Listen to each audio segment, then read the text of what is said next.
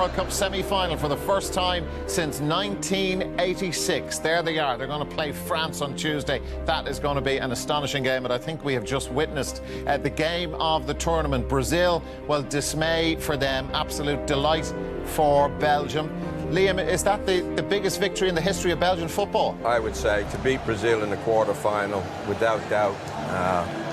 They were excellent in the first half. They caught Brazil on the break a good few times. Their tactics paid off. But I have to say, Brazil were a little bit unlucky in that second half. The game needed Firmino. They needed Firmino on. They got him on, and they looked a much better outfit. But there's a picture of Courtois. He definitely saved them in that second half. He made some fabulous saves. None better than the one at the end from Neymar, which was going into the top corner. Great game. I think the Brazilian manager has to carry the can a bit for me, because they were a much better team with Firmino leading the line. And I think Coutinho and Neymar were linking up much better when Firmino was on the pitch. But they hung on in, the Belgians, after a tremendous first half. I thought Hazard was outstanding. When he got the ball, he kept it, he drew fouls, he killed valuable time. Deservedly go through, but I have to say the Brazilians a little bit unlucky. Well, from minute one, Liam, you thought that Belgium would do this and beat Brazil. Didi, you were in the opposite camp, and you said beforehand you thought there was a bit of a myth about this Belgian golden generation. Yeah, I think they answered a lot of questions tonight. They've been absolutely fantastic. I don't think the Brazilians lost anything in defeat. They never stopped trying and probing. But you've got to give it to the Belgians. They played a game against England. They wanted to win the group, to go in the tougher half. And here they are in the semi-final. And as Liam pointed out, Hazard was magnificent. De Bruyne a lot better. Lukaku was kept every ball, got free kicks. The front three were outstanding, and then at the back as well. I think the defenders did well, and also Witsel and Fellaini. I'm not a big fan of Fellaini, but what Fellaini did today defensively was superb with the ball. I think he was a bit loose at times, and it was just an outstanding team performance, and they deservedly go through to the semi-final. And well, of course you have to take him serious now. Yeah, and Damien, massive credit to Martinez. He changed his system, he changed the team, he took risks with the way the team played, and they paid off. He's the one for me. I think it's a tactical masterclass for 45 minutes. You know, if I'm a player for Belgium and my manager tells me beforehand that we're going to leave the two wingers up high and 2-3 players out of the game and we're just going to defend with 7, you would think he's crazy. You would think he's crazy. And what he's done in the 3-4 days since the Japan game, he's flipped from 3-4-3, which you can say they were a bit disjointed at times, to playing, I don't even know what you'd call that tonight, but like it's, you know, and then you compare it to maybe what Chichi's done. Yeah, he's come in, he's brought calm, pride back to the organisation. He gains the respect of, you know, big hitters in the squad, but, you know, it's always 4-3-3. And that's, on nights like this, you know, you have to, I think, pay it all to Martinez. Yeah, he's a top squad, and I think they'll believe in him more as well. I always thought there was a softness about that group, and that, you know, maybe they kind of rule the roost, but, you know, hats off to Martinez. It's top class, top class. Yeah, and Belgium through to the semi-finals to play France. We'll talk about Thierry Henry coming up against his home country, because he's part of the management team with Roberto Martinez. But it's a night for Belgium to celebrate. A lot to consider for Brazil. At 2002, the last time they won the World Cup. There could be a first success for Belgium. You don't know what's going to happen between now and Sunday. Enjoying the moment afterwards. Didi, he said, Damien described it as a tactical masterclass, but he had a very good line there, Martinez, where he said, I never lost a match on a tactics board. He put it all down to the players and the desire, and you would expect him to do that, which is a nice thing to do, but a big night for him and his team. No, absolutely. I think he meant he never won a game on the tactics board. He's a very humble man, and yeah, you've got to give it to him for coming up with a plan to do that. It takes some bravery to do that, to defend with 6.5, 7 players against or 7.5 players against Brazil, and the defenders just stood up, and Company never played an awful lot. Alderweireld, all top-class players, but they had their problems throughout the season. And also, special mention the front three done magnificent. Because if you defend 3 against 3 against these guys with De Bruyne, with Hazard, you've got the pace of Hazard, you've got the physicality of Lukaku, and then you've got De Bruyne there. It's always hard to defend. But a special mention to Witsel and Fellaini. I think the way they shielded the back three was absolutely magnificent. And when you sit back, and because they always defended with equal men or maybe one down. And the way they never allowed them shots from outside the box, the way they closed them down, the way they nicked balls, the way they started the game again was absolutely outstanding. So very brave from the manager. The players bought into it. But I think they showed a side to them today which I always questioned. That togetherness, that, you know, really the last 10 minutes, do we stick to it? Do we want this? And they answered all these questions today. Of course, they've got 2 more games now. But they showed a side to them today which I didn't see in them before. Yeah, like Damien, we questioned it ourselves here, and the night of the Japan game, the relationship between Hazard and De Bruyne on the field didn't look right. There was the kind of the Nangolan quotes about, well, everybody wants to be the main man, and we saw that huddle at the end, and it appeared that Kompany, who's not the captain of this team, he was the guy driving it on with the rousing words when they all got together in the circle at the end. Well, that's what wins do. They bring it together. But yeah, like even I think you mentioned earlier, De Bruyne, and mentioned a couple of things in the press about the way they defend. They're left wide open, but you know, like you said, I said it's a tactical masterclass, but you have to pay an awful lot to the players as well. They look so well drilled, and they just embraced, I think, the challenge. Like Lukaku, he's a number 9, never been a winger. So for him to go, yeah, I'll have a bit of this, I'll sign up to this, you know. So, but on the flip side of it, if you look at it from the Brazil point of view, like, you know, the midfield three of Belgium, could they have kept it better and moved them about more? You know, like we said, they defended for 90 minutes, 80 minutes with 7-8 men, and that's a pure shift, you know. So where were Brazil going to be most dangerous? In the wide areas, and they kept it. I know the goal come from central, but for me, you know, could Neymar go out and stand on the line? That's why Costa did well when he came on, because that's where the space was, out in the touchline. But yeah, listen, they do look a proper group. The questions were always there. I thought they were a bit soft, maybe going back to 2016. Questioned the manager whether they all signed up to him, but on nights like this, you know, it brings it closer. Yeah, another match unbeaten. I think it's 24 now for Belgium and France to come. Let's have a look at the highlights, and there were a lot of them from an action-packed second half. Renato Augusto's goal, Didi, this gave Brazil real hope, and as Damien said, it came through the middle. Yeah, he came on 50 minutes before the end. This the position Paulinho, this is the job Paulinho really had to make these late runs, and he's only the only one really going behind, and this is a fantastic run. Coutinho spots him, and what a header this is. There's hardly any pace on the ball, and he just guides it into the far corner. A tremendous ball and an even better finish. And at that point you thought they throw the kitchen sink and they at least get a few more chances with it, which it did. But the Belgian defence was just too good. It was a magnificent goal. It wasn't really coming. They had a few chances in the second half. They tried. But Courtois stopped him when he was needed, and that gave him a lifeline. Unfortunately for Brazil, they didn't find a second one. And Liam, Brazil coming into the match, we've been talking about this stingy defence. They'd only conceded from a set piece in game 1, a run of consecutive clean sheets after that. And the Fernandinho goal was a big shock, the own goal. I said to you, Dara, that none of the teams had played positively against them until Belgium came along. And as Didi pointed out, Vincent Kompany should not be able to get across the front of them there.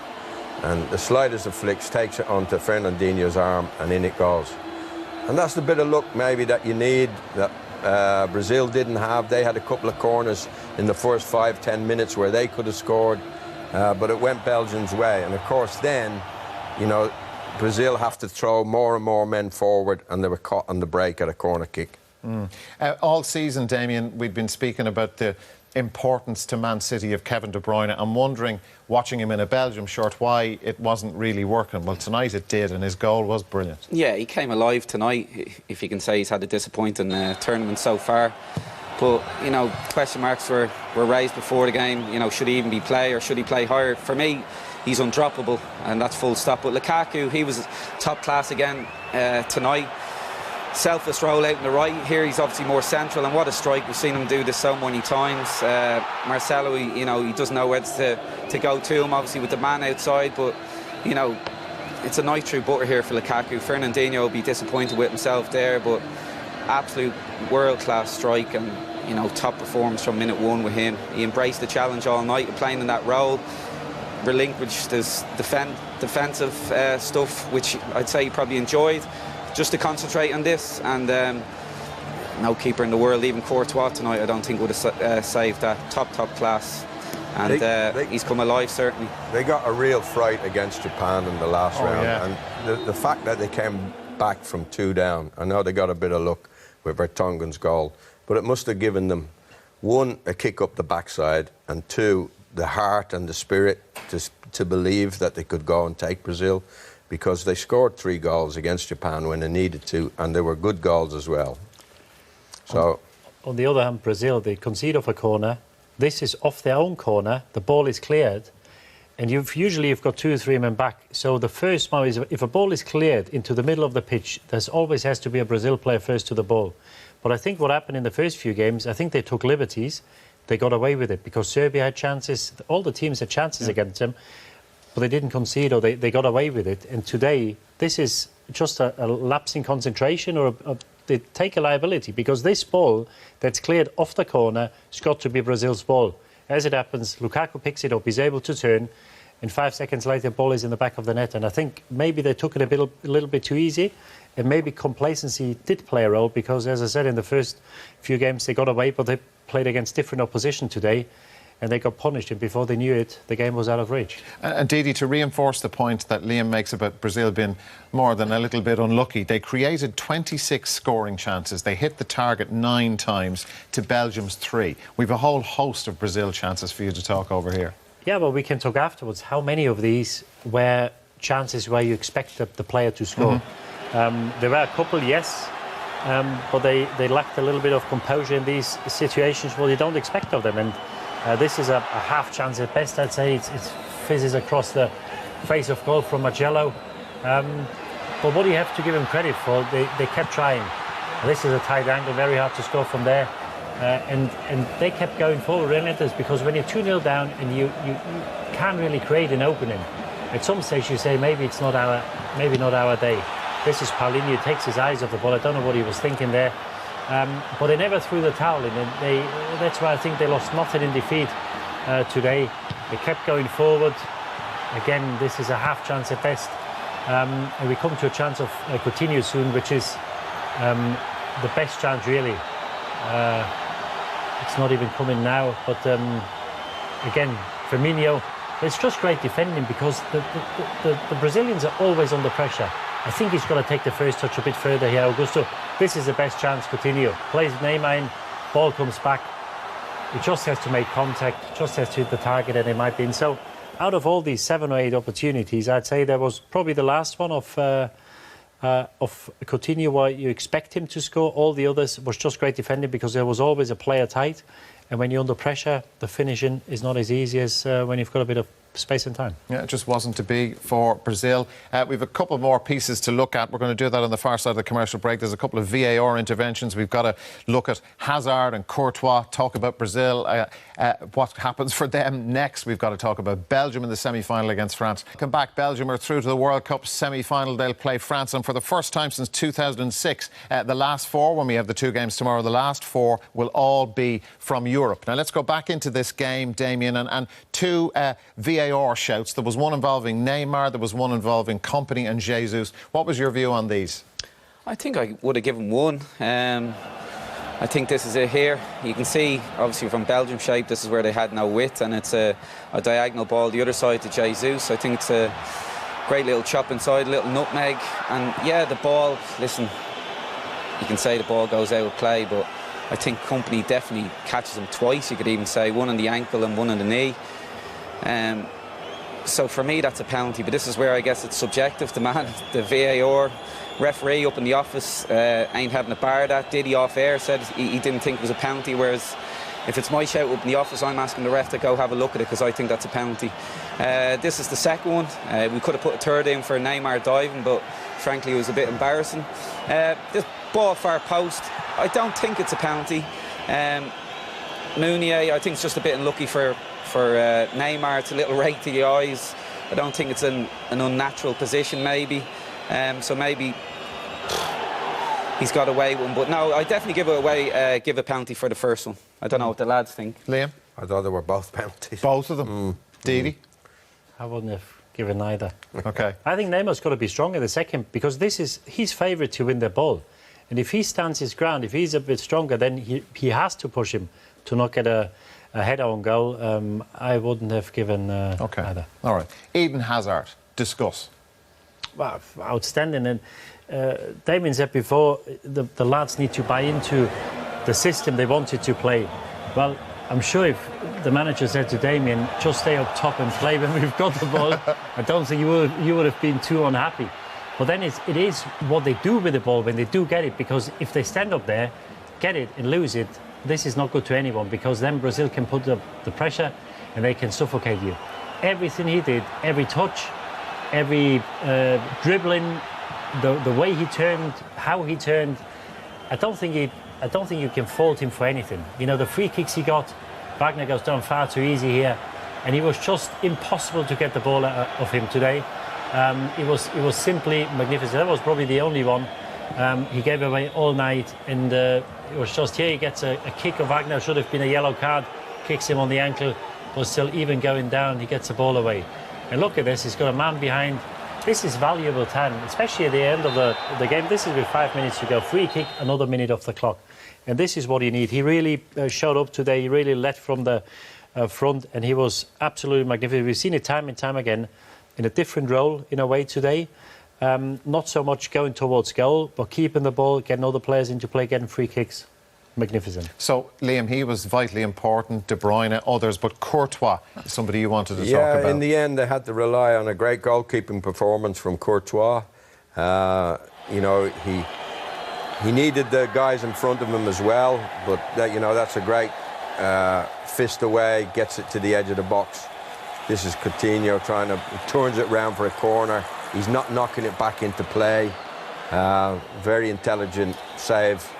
This is another cross shot. This is what I mean when he needs his defenders. There you are, Company getting in there. Paulinho has half a chance, but not quick enough to get on it. Again, another cross shot, saved again, and his defenders help him out and do the business. And this was a magnificent save. This is up there with Pickford's the other night. Okay, Pickford is not as big as this lad. He's 6'7", 6'8". But that was a great save right at the death, and you could see how happy he was. You know, they're a good team, Belgium, and they have a great goalkeeper, in between the sticks. Just before we go, Damien, just to finish, do you fancy them against France? I tipped France from the start. I know I jumped on the Brazilian bandwagon halfway through, but I'll go back to France. Okay. Mbappe is the new man on the street in here. I love him. And no, I think France will have too much for them. And I'm intrigued also to see what Belgium do. Masterclass tonight for Martinez, see what he comes up with against France. Back to the tactics board.